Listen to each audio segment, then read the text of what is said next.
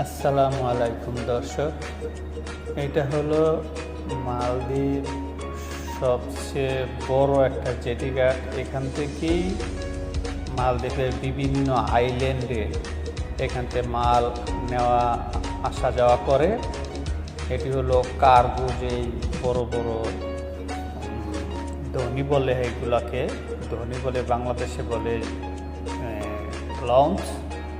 এগুলা হচ্ছে কার্গো। তো এই কার্গো ট্রলিগুলো দেখতে প্রায় বিল্ডিংয়ের মতন দেখা যায়, মনে হচ্ছে যে একতলা দোতলা বিল্ডিং, আসলে তাই না। এগুলা সবই হচ্ছে পানি দিয়ে যে চলে ঝলি, ওইগুলা। মালদ্বীপ প্রায় 1200 আইল্যান্ড আছে। 1200 আইল্যান্ডের মধ্যে 200 আইল্যান্ডের মধ্যে লোক থাকে, আর 1000 আইল্যান্ডে খালি আছে, খালি পরে আছে শুধু দ্বীপ। তো এইখান থেকেই বিভিন্ন আইল্যান্ডে মাল বা মালের সাথে প্যাসেঞ্জারও আসা যাওয়া করে। এটি হচ্ছে বেশিরভাগই মালবাহী দোনি। তো এখান দিয়ে আমি যাচ্ছিলাম, সময়টা হচ্ছে ভোর প্রায় 4টার কাছাকাছি।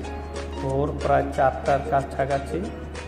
তো এই দৃশ্যগুলি দেখে আমার খুবই ভালো লাগলো। আশা করি আপনাদেরকেও ভালো লাগবে, আপনাদেরও ভালো লাগবে। যদি ভালো লাগে লাইক, কমেন্ট, সাবস্ক্রাইব প্লিজ।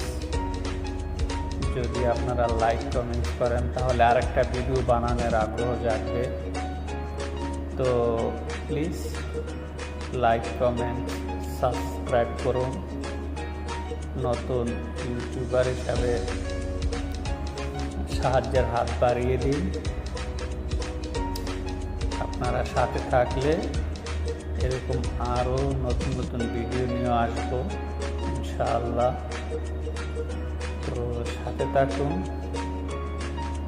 আর এভাবে এনজয় করতে থাকুন। এটা হলো আপনার মালদ্বীপ সিটির সবচেয়ে বড় একটা জেটিঘাট।